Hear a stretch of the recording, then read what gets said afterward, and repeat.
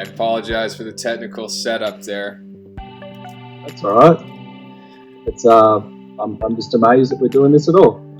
This is awesome. This is I want to start doing this with everybody on Wattpad, because before, when I did it, I'd get writers sporadically, but Wattpad's very clear about who has attention on their writing and who doesn't.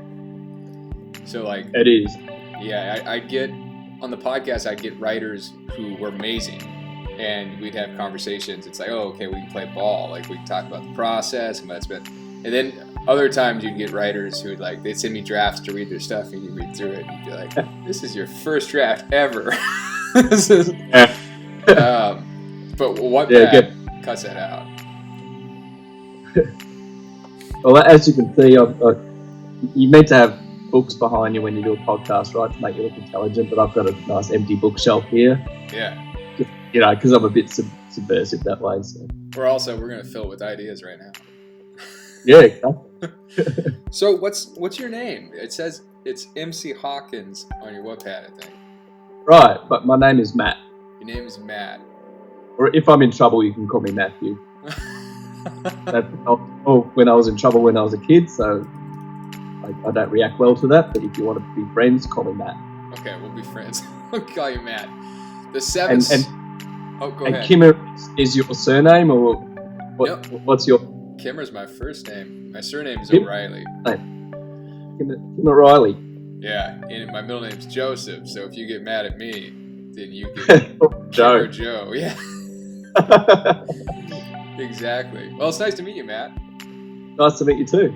Yeah. Dude, you got some attention here on your book. I went through it, and again, this is all like new process. I like to do things in series. So I've got the 7 sleepers. You got 225,000 reads through this, 19,000 votes.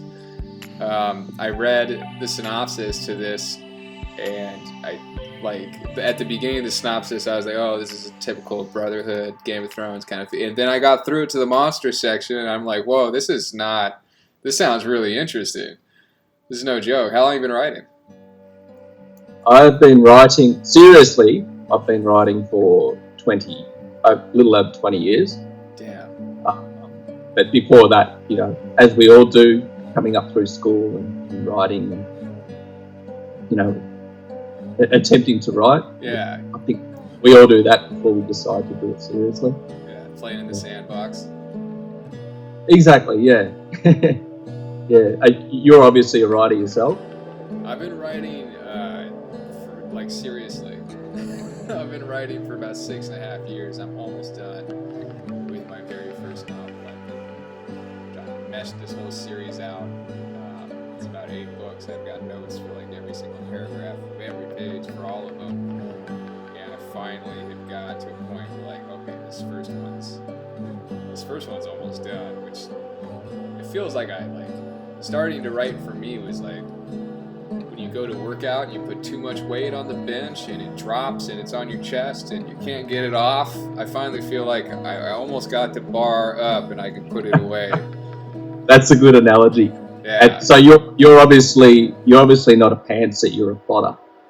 I kind of use a mix of both. I'm a pantser to flesh out the idea, but I'm a plotter for sure.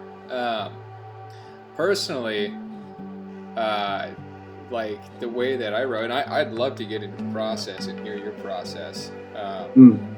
For me, the way I wrote is, especially with the series, I looked at it like writing is kind of like a tree. It grows up from the earth, and there's all these different, branches that storylines go out on.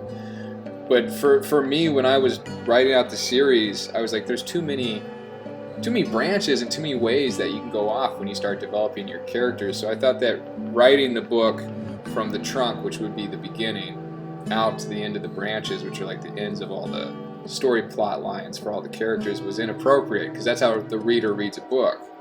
So for me, what I did is, after coming up with the idea, I did my pantser thing and just wrote a ton of stuff until I had an idea that was, it's like sizable. I actually started at the end of like each of the branches, which was the end of each character's storyline, and wrote the book backwards. So I wrote from the very last book and I wrote the idea all the way back to the beginning, which to me made it easy because originally when I tried to write, and if you sit down there and you pants it through, some people are great at it. Stephen King's a pantser, but oh man, there's so many different directions you can go in. I was like, I needed to start at the end and only go one way.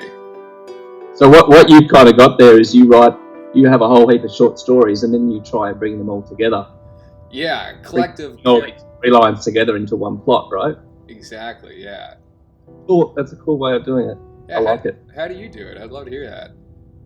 I was originally a pantser because my influences were people like Stephen King, and I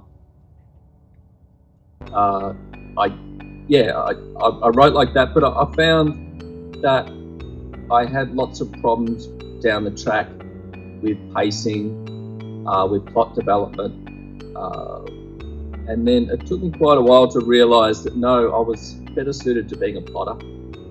And I think Sleepers was the first book. I started that in 2013. I think that was the first book that I actually plotted. Okay. And ever since I've been a plotter. What did that do for you when you turned into a plotter? Because it sounds like now you've been a plotter ever since you did that. It sounds like you know that's much more relieving for you. Do you solve any problems?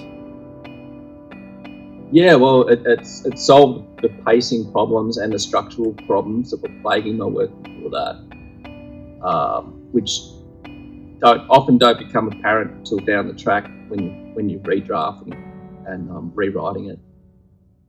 But it also the problem it creates is it makes the task a bit more menial. It's not quite as much fun, especially the first draft. Because you kind of know where you're going, and it's you're not kind of discovering the story as you would say as a reader, which is the beautiful part of being a pantser, is that you're kind of telling the story to yourself and discovering it as you go. It's a bit more of a laborious way of going about it, I think, plotting, but I think the end result for me anyway, every writer's different with this, but for me, I get a better end result.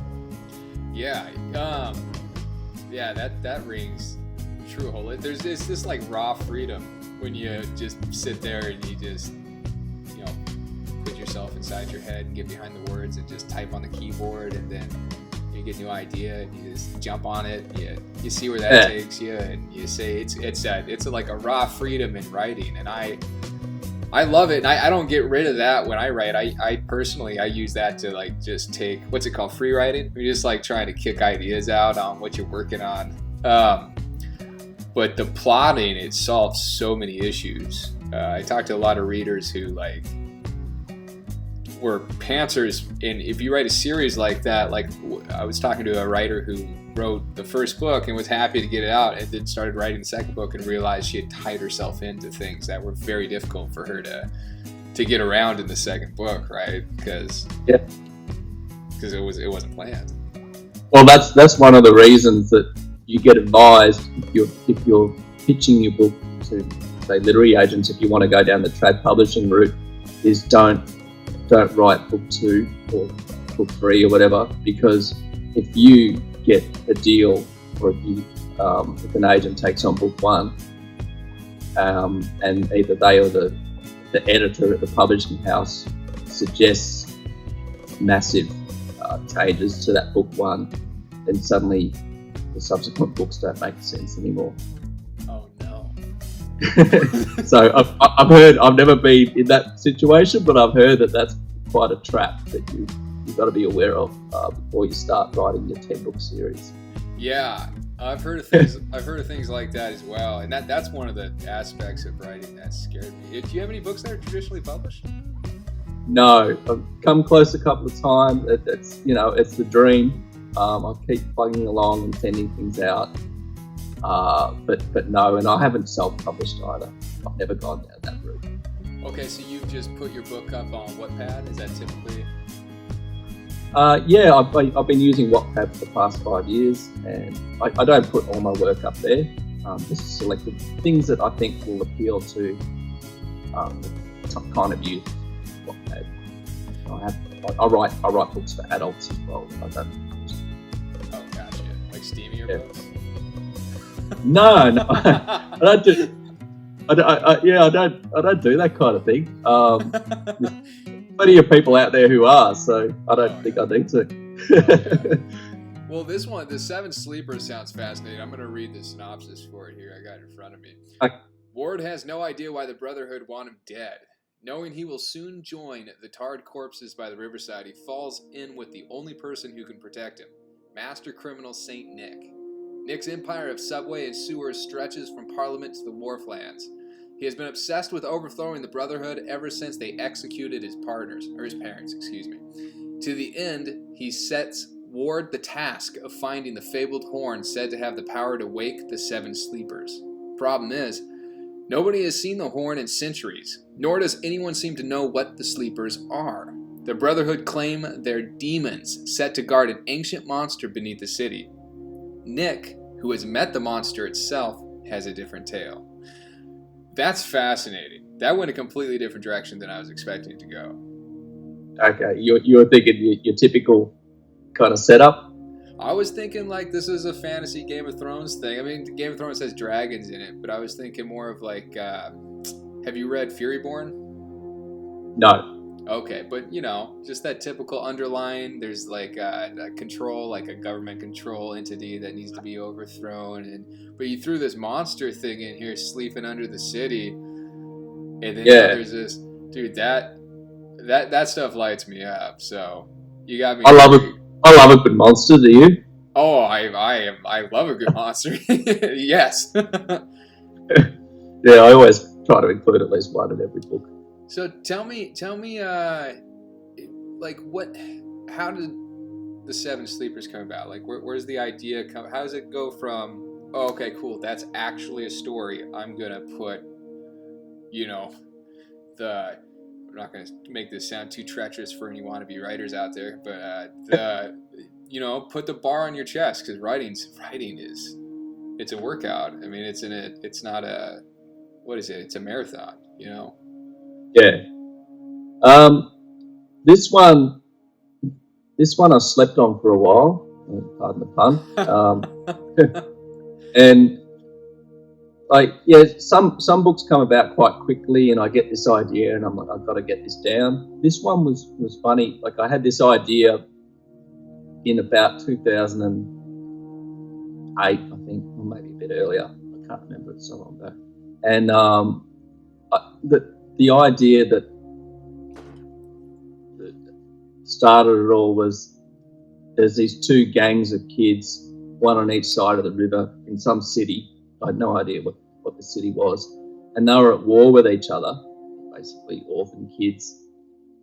And there was this one man who was controlling them and pitting them against each other in order to get what he wanted, politically, whatever.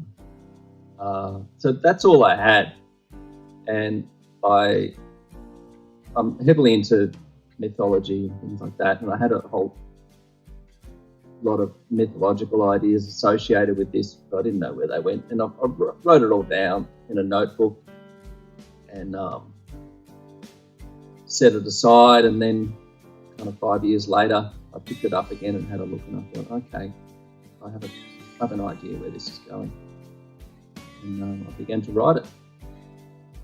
It just came to you, just like, and sometimes it is slow like that, where it just like sits there and it gestates kind of in your mind, and you came back to it and you found something about it that inspired you.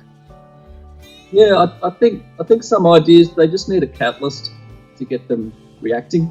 Yeah, they're just missing some kind of element that gets the story going, and that was the case with this one. So you got this guy who's exploiting, children, or these two gangs. They're not children, are they? You said orphans? Yeah, they're children. I think the oldest is like 16, 17, but they're basically kids who have been orphaned by this tyrannical system that executes people based on the claim that they're heretics. Oh, wow. traitors. So you have all these orphan kids who are basically on the street, and this guy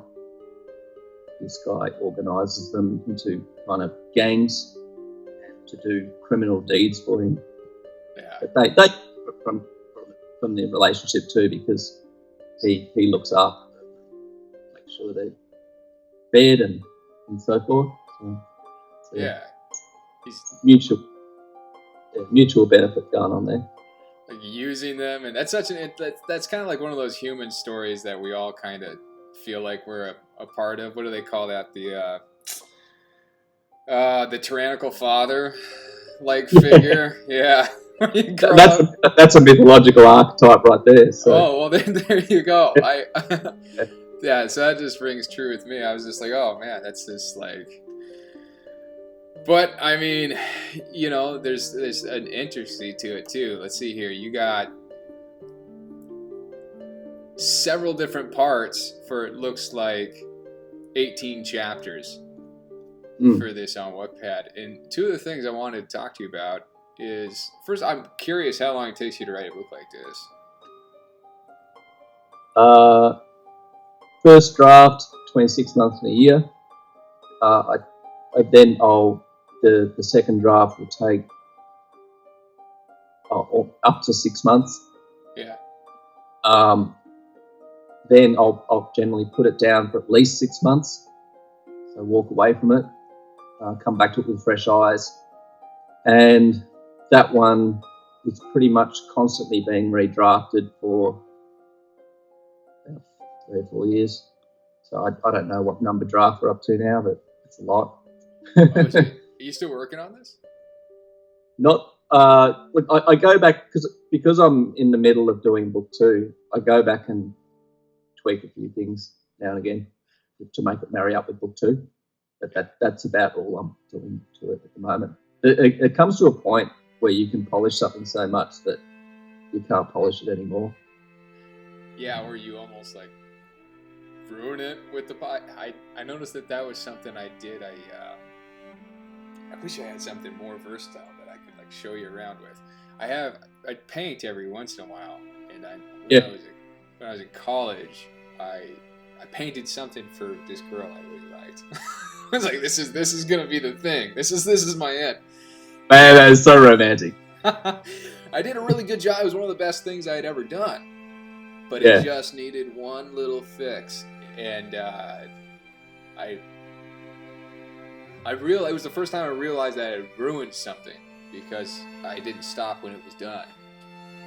Okay. You know, and with writing it's different because I like save different drafts and I'm always backing stuff up. But when you paint, you know, like if you go and shade it, it's like, oh man, it's like you can fix it, but yeah, you might just redoing the whole painting might actually be easier depending on what you've done to it. That was the first time I'm sorry. Sorry. Knowing that you can go back and fix something really changes how you work too, I find. Like there's almost a benefit to working in that way where like if you ruin it, like it's completely ruined. Yeah. Because then you're more careful when you're doing it. So. Oh yeah. I find the process for painting is quite different from the process for writing. Oh, for sure. There's a little similarities in just realizing, you know, like it's not the first, you know, coat that's the one that's you got it done on. You know, like there's these different drafts because I've gone through even recently. I got 2 chapters of mine up on Wattpad. I've just put the second chapter up for the first time, and was working on like chapter 9 with my girlfriend, and we just went through like a 6-month put down. He said you put yours down for 6 months. I've got a business that I needed to dive into really hard, and so I put my book down and I did that and came back and I was like, honey, all right, let's get into this because I write with her and rewrote chapter 9 and she read it and she's like, dude, you ruined it. But benefit, like you were saying, that changes the process with writing. There's a couple things in the new draft that it was like, oh, we need to put these things in the old draft, but 95% of what you did was waste your time. You ruined this draft. But there's it's like you're fixing one problem and creating two more, right? Oh yeah, yeah. So I'm intrigued by this idea of writing with someone else because I've never done that. How does that work? Do you write a chapter and she writes a chapter, or then you about who's the best? Not really, because she's been invited into the process much later on. I started working with her about 2 years ago. So she, like, the book series is so big that she doesn't really know all of it. So she couldn't really write something new if she wanted to, unless I laid out a really good structure for her. So instead, we almost do it. There's like 3 types of writing we do together.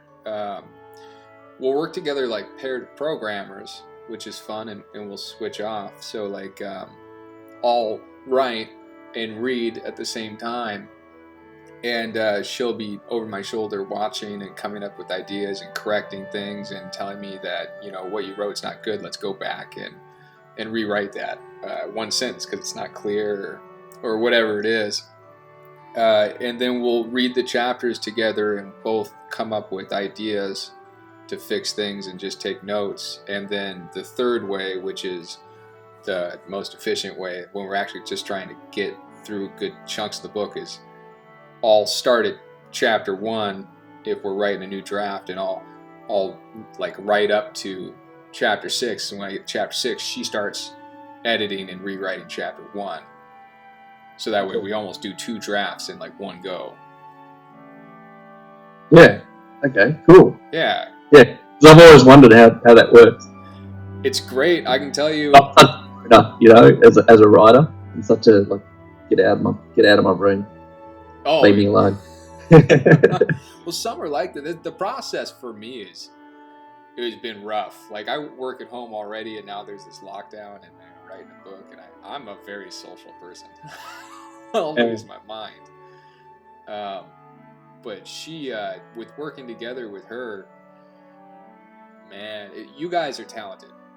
Like, there's people out there who write by themselves, like J.K. Rowling, Stephen King, and then there's other people like, you know, Jay Kristoff and Amy Hoffman, I think, who write together. And if I didn't have a writing partner, I don't know if the book would happen, because I have some dumb ideas. You know, she catches them, so you know what I mean.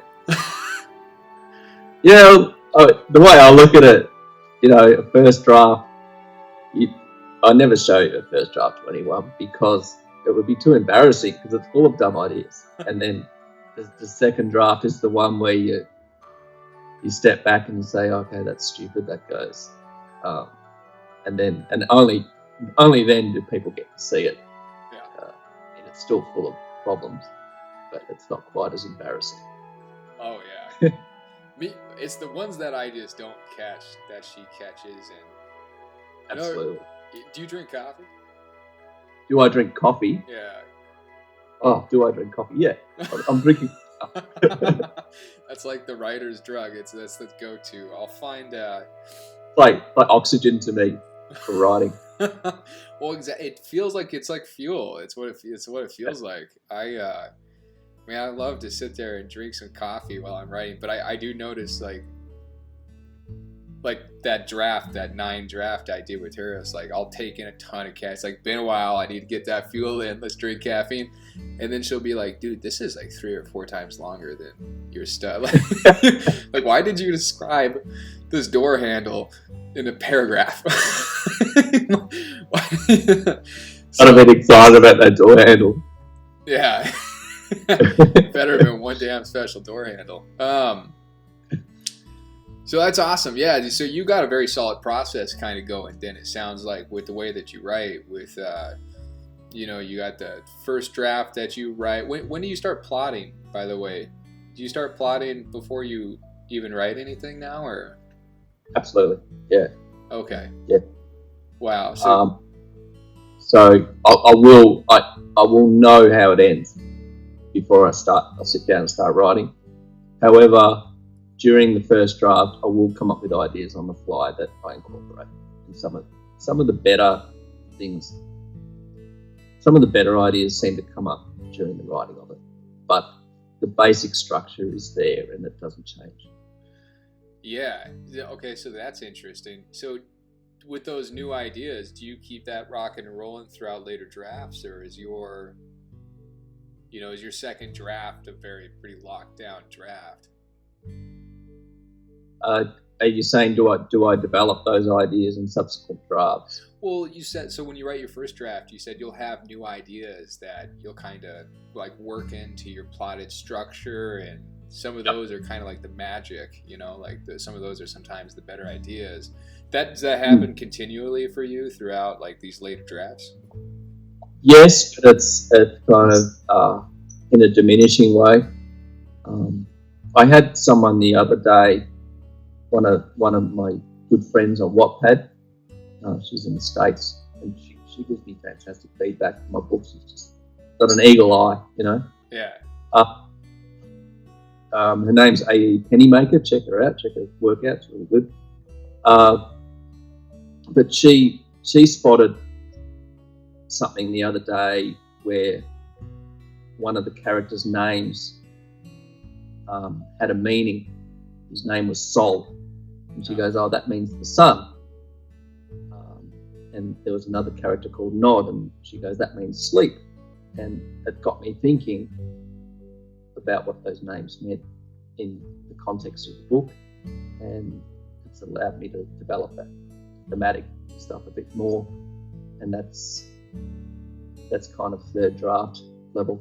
So there's still those things going on, and but yeah, often it comes from feedback from other people by that point. It's not things I'm coming up with. Yeah, that makes. I mean, there's so much detail. There's so much room in a book. Even like there's just like you can keep.